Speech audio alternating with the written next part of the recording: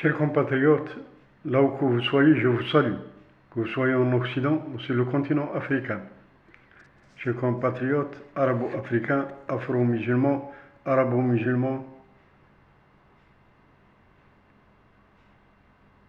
le problème du coup d'État au Niger et sur tous les plateaux de télévision de toute la planète. Mais ce grand événement, s'il y a un, fait vibrer le néocolonialisme, l'impérialisme américain et le sionisme international. Parce que c'est une question de vie ou de mort pour ces trois entités, les entités du mal extrême, et qui ont imposé depuis plusieurs décennies à un certain nombre de pays africains certains vassaux, certains va-nu-pieds, certains vauriens qui gouvernent l'Afrique, ou qui gouvernent certains pays de l'Afrique, et surtout dans la partie dite francophone, ou ce qui est plus précisément la CEDEAO, les 14 pays de la CEDEAO.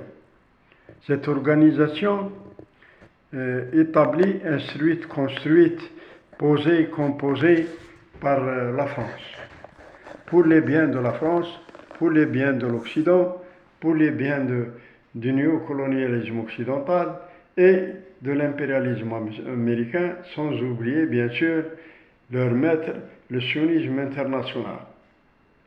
Les multinationales occidentales, et nous les avons citées à plusieurs reprises, et les plus grandes, c'est-à-dire les multinationales qui profilèrent dans le domaine du gaz et du pétrole, dans l'énergie et dans d'autres minerais bien sûr.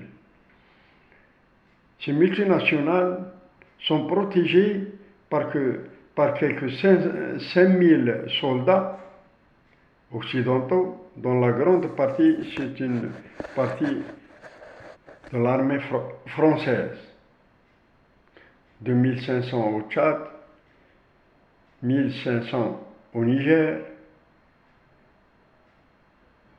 en Côte d'Ivoire, au Gabon, au Sénégal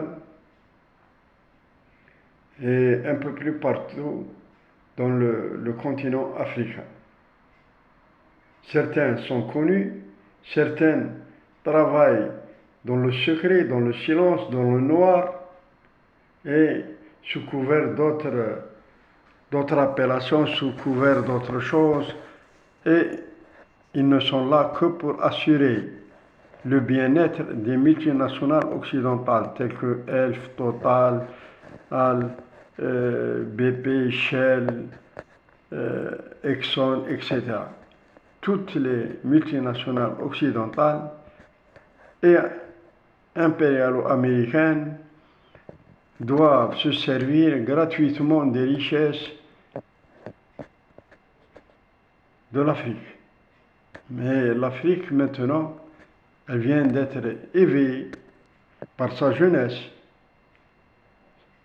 parce que c'est la jeunesse africaine qui va monter au créneau pour dénoncer non seulement la présence des troupes étrangères occidentales sur le sol africain, mais de dénoncer le vol et la violation, la spoliation des richesses africaines par des multinationales occidentales. Le franc CFA, la France-Afrique, parce qu'il est connu sous le franc des colonies françaises, des colonies françaises africaines. Et jusqu'à maintenant, cette monnaie suppose être une monnaie valable comme toutes les monnaies, mais non, c'est une monnaie qui est exploitée au bénéfice de la Banque de France, qui prélève 50% de tous les échanges, de tous les avoirs, lorsque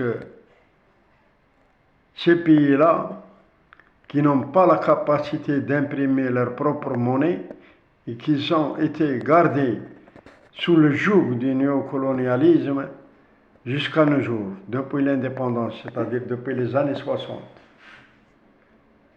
Donc le coup d'État du Niger, c'est la goutte qui a fait déborder le vase pour le triangle du mal. Mais pour les populations africaines, c'est une libération qui a trop duré. Libération de la population africaine du joug du néocolonialisme occidental. À savoir maintenant, les forces du mal qui demandent à ne pas quitter le Niger. Pour quelle raison? Les forces du mal doivent quitter le Niger, coûte que coûte, advienne que pourra, même s'il y a une guerre. Alors s'il y a une guerre, il faut éliminer tous les Africains, il faut éliminer tous les Nigériens, tous les Maliens, tous les Burkinabés, tous les Guinéens, tous les Algériens.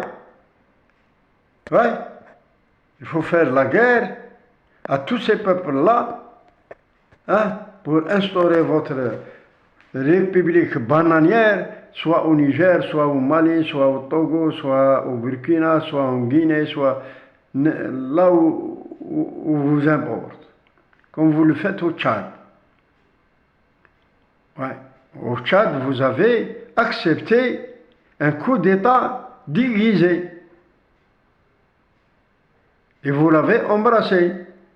Et vous l'avez soulevé. Et maintenant, il est entre vos mains et bien gardé.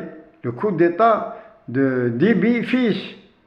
Déby, le père, a été assassiné dans des conditions que les Africains même ne savent pas.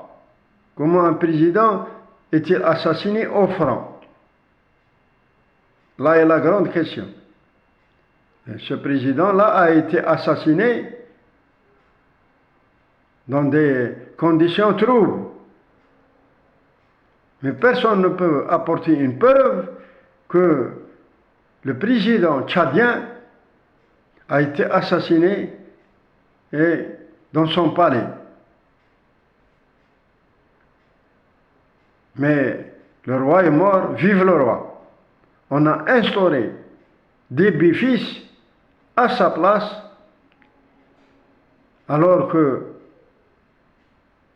le peuple n'a pas été consulté, ni par ses représentants, ni directement, ni indirectement. Le peuple, on lui a imposé Déby fils.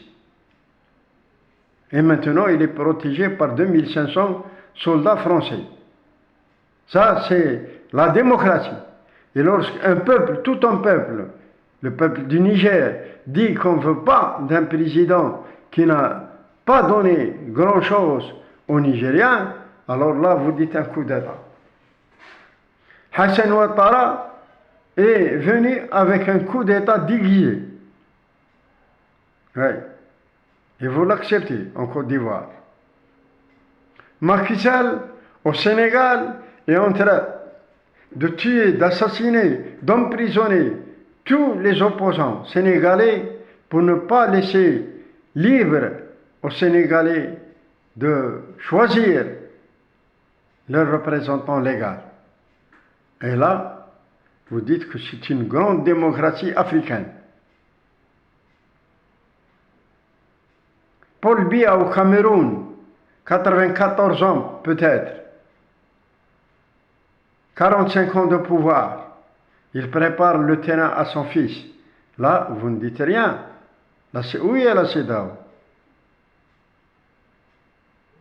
Alors, le peuple nigérien, avec lui les peuples africains, tous les peuples africains, vont se dresser comme un seul homme contre la CEDEAO, contre l'ECOWAS, contre la France, contre tous les autres. Et ils protégeront le Niger coûte que coûte, advienne que pourra. S'il y a une guerre, il faut qu'elle vienne, tant pis. Les perdants sont les Africains, mais les derniers gagnants seront les Africains. Les multinationales occidentales quitteront le pays, soit avec la botte aux fesses, soit pacifiquement, librement, calmement. À bon entendeur, salut.